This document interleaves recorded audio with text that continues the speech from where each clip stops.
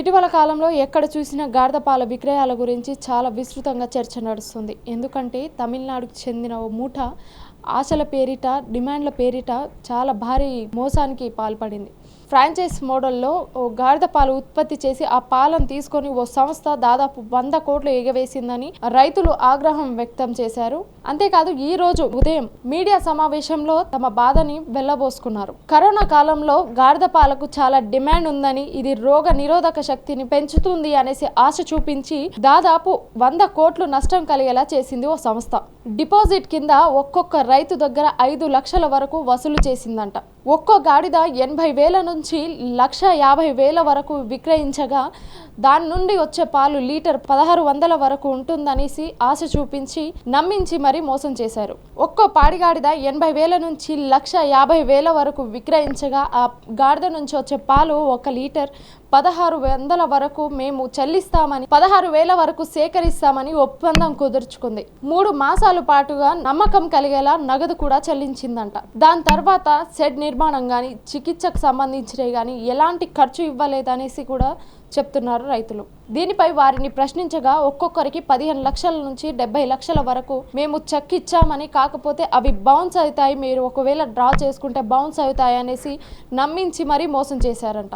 బాబు, గిరి, సోనిక, బాలాజీ, రమేష్ కుమార్ ఈ 5గురు కలిసి బాధిత రైతులను నమ్మించి మోసం చేశారు. అంతే తెలంగాణలోనే కాదు, తెలంగాణ, ఆంధ్రప్రదేశ్, కర్ణాటక, తమిళనాడుకు చెందిన రైతులను కూడా ఇలాగే నమ్మించి మరీ మోసం చేశారు.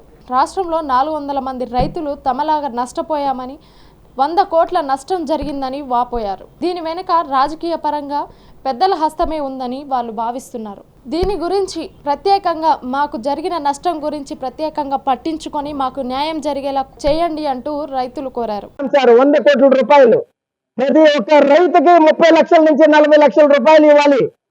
మినిమం 70 లక్షల వరకు కూడా ఇవ్వాలి సార్. కోదాడ దొండపాడు రవి అని నా పేరు. మేమందరం డైలీ కలెక్ట్ అయిన మిల్క్ అతనికి వాట్సాప్ గ్రూప్లో ఎంత మిల్క్ కలెక్ట్ అయిందో పెట్టేవాళ్ళం. లీటర్కి 1,600 ఇస్తానని చెప్పాడు. ఇంతవరకు ₹1 ఇవ్వలేదు. ఈ డాంకీ ప్యాలెస్ ఓపెనింగ్ అప్పుడు ఫసాయ్ డైరెక్టర్ అమిత్ గారు వచ్చారు. ఏ ఫుడ్ ప్రోడక్ట్ ఫసాయ్ లైసెన్స్ లేకుండా మార్కెట్లో అమ్మకూడదు.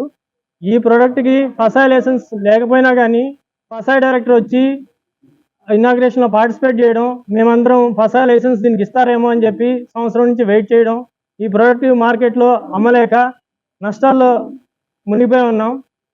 బాబు మాకు ఇంతవరకు వాట్సాప్ మెసేజ్లు, గ్రూపుల్లో ఫాల్స్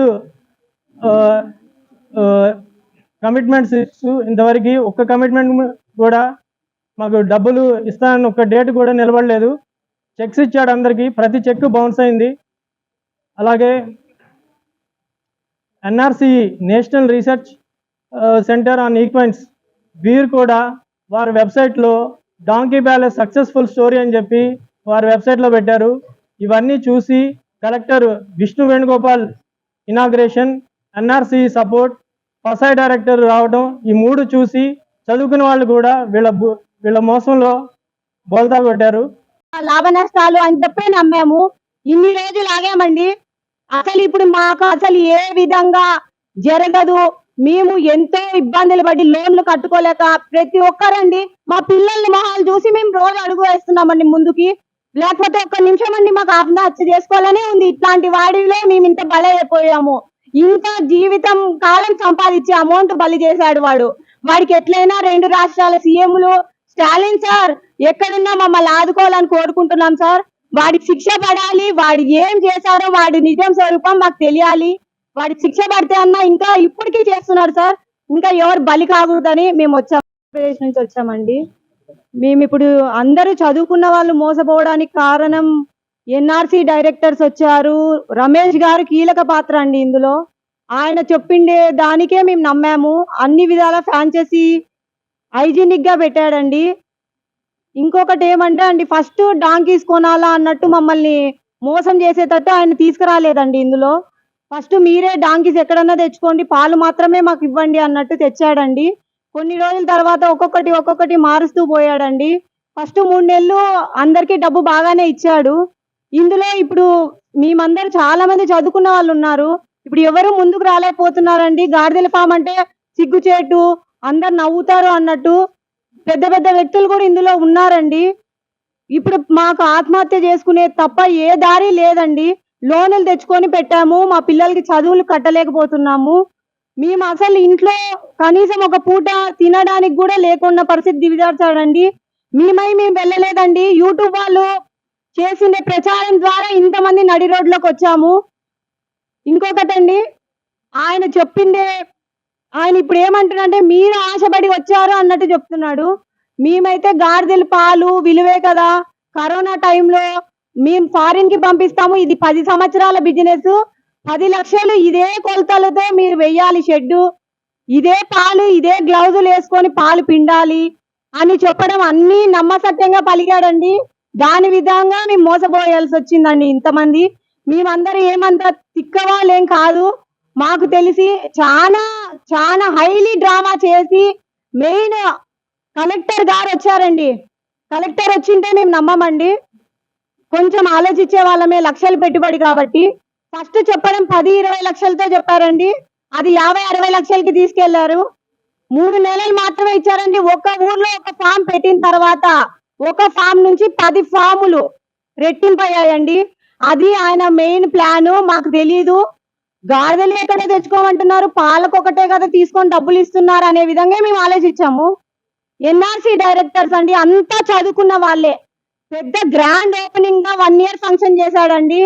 వీళ్ళందరూ ఇంత మోసం ఊర్లో చేస్తుంటే వాళ్ళందరూ ఏం చేస్తున్నారండి? మేము రైతులమండి, పాలు బిత్తుకొని మేము జూలైగా బెట్టింగ్లాడి సంపాదించుకోవాలని పెట్టలేదండి. షెడ్ వేసుకున్నాము, గాడిదలు పాలు పిండాము, 40,000 జీతాలు ఇచ్చామండి మాత కూడా. కానీ ఈ రోజు ఇంత దిగజార్చాడు మమ్మల్ని. లక్షలండి, ఫస్ట్ 10 లక్షలతో దిగాలనుకున్నాము, 10 లక్షలతో 20 లక్షలు అయ్యింది. ఇంతే విధంగా షెడ్ వేయాలని చెప్పాడు. వాడు 5 లక్షలు వాడి గుట్ట కొట్టుకుంటే మాకు ఇబ్బంది వచ్చేది కాదండి.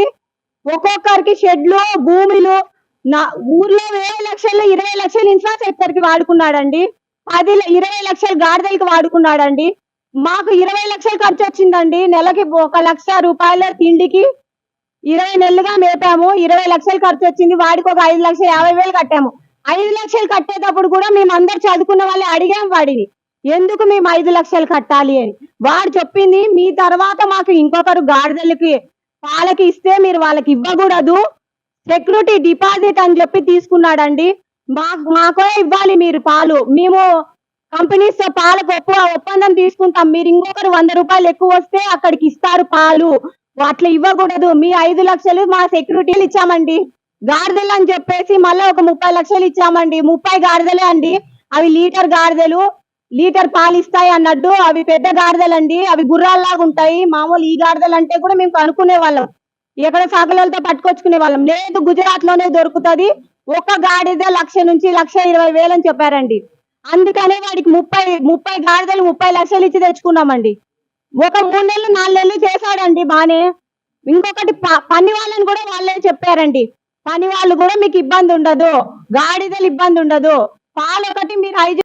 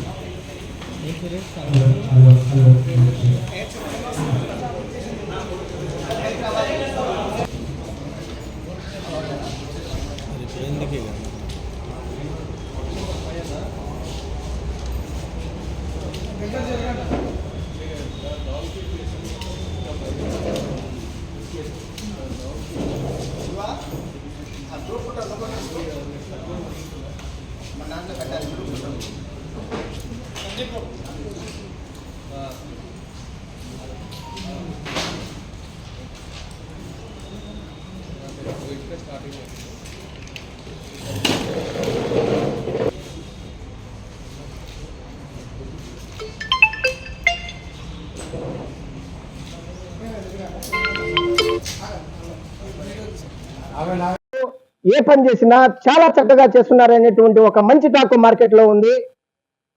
సార్ కొంచెం ఇబ్బందిలో ఉండటం వలన మా సమస్యలు పట్టించుకోలేదు. ఆయన తలుచుకుంటే ఈ అప్లికేషన్ ఇమ్మీడియట్లీగా స్టాలిన్ గారికి పంపిస్తారు, తమిళనాడు పంపిస్తారు, మా ప్రాబ్లం సాల్వ్ అవుతుంది. అలాగే 15 రోజుల క్రితం కేటీఆర్ గారు ట్విట్టర్ ద్వారా మాకు రెస్పాండ్ అయ్యారు. కేటీఆర్ సార్, హ్యాట్సాప్, మీకు మేము ధన్యవాదాలు చెప్పుకుంటున్నాం సార్. అట్లీస్ట్ ఒక వచ్చినటువంటి మెసేజ్ని మీరు రెస్పాండ్ అయ్యారు. ఆ రెస్పాండ్ అయినాక ఒక 2000 మంది వితిన్ 5 నిమిషాల్లో దాన్ని వీచ్ చూశారు. మాకు చాలా ఆనందంగా ఉంది. దయచేసి అందరూ సపోర్ట్ చేయండి. ఎంతో మంది బ్రతుకుల్లో రోడ్డున పడ్డాయి. ఆ తర్వాత దీనికి ఏమైందంటే ఒక కలెక్టర్ ద్వారా ఇనాగ్రేషన్ చేపించారు 14th May 2022. ఒక కలెక్టర్, ఒక ఐపీసీ పీనల్ కోడ్ మెంబర్ ఉండటం వలన మేము ఎంతో హ్యాపీగా కలెక్టర్ గారు ఓపెన్ చేశారని అందరూ మోసపోయి దీనిలో జాయిన్ అయ్యాం సార్. ఆ తర్వాత అతను మోసం మాకు తెలిసింది. ఆ తర్వాత ఏం చేశాడంటే 10 కోట్ల రూపాయల చెక్కు నాకు వచ్చింది. మీరు ఇచ్చినటువంటి పాలన్నీ నేను యూరోప్ పంపించాను, మీకు సోమవారం మంగళవారం డబ్బులు ఇస్తామని 2024 అక్టోబర్లో చెప్పాడు. ఇప్పటికి 13 నెలలు అయిపోయింది. ఆ 10 కోట్ల చెక్ ఏమైందో ఆ భగవంతుడికి తెలుసు. ఆ తర్వాత మాకు ప్రతి ఒక్కరికి ఇక్కడ ఉన్నటువంటి రైతులు, ఫార్మర్స్ కి అందరికీ ఇతను చెక్కులు చేసేసాడండి. నాకు 26,30,000 రావాలి, నాకు చెక్ ఇచ్చేసాడు. అందరు చెక్కులు చెప్పండి, అందరికి చెక్కులు ఇచ్చేసేసాడు. చెక్కులు ఇచ్చేసినాడు. దాని గురించి ఎటువంటి మళ్ళీ అతను సమాచారం ఇవ్వలేదు. ప్రతి వారం వాట్సాప్ గ్రూప్ లో వస్తాడు, అందరిని బ్లాక్మెయిల్ చేస్తాడు. అందరికి ఏం చెప్తాడంటే నన్ను నమ్మినటువంటి వాళ్ళకి నేను డబ్బులు ఇస్తాను అని కొంతమంది చేత సీక్రెట్ గా ఫోన్ చేయించుకుంటాడు. ఇతన్ని పట్టుకోవడానికి మేము ఎంతో ప్రయత్నం చేసి ఈడీ ఆఫీస్ చుట్టూ, తమిళనాడు తిరునెల్వేలి చుట్టూ 9 సార్లు తిరిగాం సార్. కలెక్టర్ గారు, కార్తికేయన్ గారు, అక్కడ ఉన్నటువంటి ఎస్పీ గారు, సిల్వరాసన్ గారు అందరూ రికమెండ్ చేశారు. డిఎస్పీ ఆఫీసులో ఈడీతో మాట్లాడాము. అతను పొలిటికల్ ఇన్ఫ్లుయెన్స్ ఉపయోగించి వాళ్ళందరినీ మేనేజ్ చేస్తా ఉన్నాడు. ఇంతవరకు అతను ఎవరు అరెస్ట్ చేయలేకపోతున్నారు. ఈ 100 కోట్ల కుంభకోణం జరిగిపోయింది. రైతులు రోడ్డున పడ్డాం. దయచేసి మీ అందరి సపోర్ట్ కావాలి మాకు. అలాగే ఈ వేదిక నుంచి నేను తమిళనాడు స్టాలిన్ సార్ని కూడా రిక్వెస్ట్ చేయదలుచుకున్నాను. స్టాలిన్ సార్ వణకం. తెలుగు ஃபாரம்ஸ் கிட்ட இருந்து இங்களுக்கு உங்களோட உதவி வேண்டாம். டாங்கி பேலஸ்னால இங்க எல்லாரும் மோச போயிட்டோம். எங்களுக்கு ரொம்ப அநியாயம் நடந்துருக்கீங்க. தயவு செஞ்சு சப்போர்ட் பண்ணுங்க சார். டாங்கி பேலஸ் டீம் அப்புறமா பாபு கிரி ரொம்ப போய் சொல்றாரு. இங்க எல்லாரையும் பிளாக்மெயில் பண்றாங்க. இவங்களை எப்படி நம்புறது தெரியால. லாஸ்ட் 1.5 year இருந்து நிறைய ஃபால்ஸ் ஸ்டேட்மென்ட் கொடுத்திருக்காங்க. ఈ week, next week, next month, இன்னைக்கு நாளைக்கு சொல்லிட்டு இருக்காங்க. ஃபேக் செக்ஸ் கொடுத்து இங்க எல்லாரையும் மோசம் பண்ணிட்டாங்க. அவங்க அரெஸ்ட் பண்ணி விசாரிச்சு பண்ணி எங்களுக்கு நியாயம் வேணும். You Babu proprietor, Giri Sundar marketing, Sonika Reddy Tirupati marketing, Balaji marketing, Ramesh Kumar from Gujarat doctor, వీరికి ఎల్లరికీ నమ్మకం న్యాయం పన్నిటే సార్. Thank you sir. అందరికీ నమస్కారం సార్. మా వినపాన్ని మన్నించి ఇక్కడ వచ్చినటువంటి పాత్రికేయ మిత్రులందరికీ నమస్కారం. ఇది తెలుగు రాష్ట్రాల్లో జరిగినటువంటి 100 కోట్ల పెద్ద కుంభకోణం. ఇక్కడ ఉన్నటువంటి రైతులందరూ చాలా పేద కుటుంబాల నుంచి, చాలా మధ్యతరగతి నుంచి వచ్చినటువంటి సాధారణ రైతులు సార్. సో ఈ డాంకీ ప్యాలెస్ అనేటువంటిది తమిళనాడులో తిరునెల్వేలి అనేటువంటి డిస్ట్రిక్ట్ లో ముక్కడాల్ అనేటువంటి గ్రామంలో ఉంది. దీనికి ప్రొపరేటర్ యు బాబు, గిరి సుందర్ అనేటువంటి ఆయన మార్కెటింగ్, సోనికా రెడ్డి అనేటువంటి అమ్మాయి తిరుపతి నుంచి వైస్ ప్రెసిడెంట్ మార్కెటింగ్ చూసుకుంటుంది. బాలాజీ అనేటువంటి ఆయన శివకాశి నుంచి మార్కెటింగ్ లాజిస్టిక్స్ చూసుకుంటాడు. ఆ రమేష్ కుమార్ అనేటువంటి ఆయన గుజరాత్ డాక్టర్, గుజరాత్ నుంచి వస్తారు. మీరు నమ్ముతారో లేదో, ఈ అమాయకమైనటువంటి రైతులు మా అందరి దగ్గర నుంచి ట్రైనింగ్ ప్రోగ్రామ్ అని చెప్పి 2 గంటల టైంలో ఉదయం 10 గంటల ట్రైనింగ్ స్టార్ట్ చేసి మధ్యాహ్నం 1 గంటల లోపల 50,000 రూపాయలు కలెక్ట్ చేశారు సార్. ఫ్రాంచైజీ తీసుకోవాలంటే ఒక్కొక్క మనిషి దగ్గర, ఒక రైతు దగ్గర 5.5 లక్షల డిపాజిట్ వసూలు చేశారు. టోటల్ 400 మంది రైతుల దగ్గర 5.5 లక్షలు వసూలు చేశారు. 22 కోట్ల రూపాయలు లిక్విడ్ క్యాష్ తీసుకున్నారు యూబాబు అనేటువంటి వ్యక్తి, ఈ 5 ఫ్రాడ్ టీమ్ ఫ్రాంచైజీ మెంబర్స్. నా గురించి చెప్పాలి సార్, నా పేరు సాయిబాబు, గుంటూరు జిల్లా మాది. నేను బెంగళూరులో జాబ్ చేశాను. 20 సంవత్సరాల నుంచి కుప్పంలో ఉన్నటువంటి రైతులతో నేను ఎంతో మంచిగా ఉంటాను, యానిమల్ లవర్ నేను.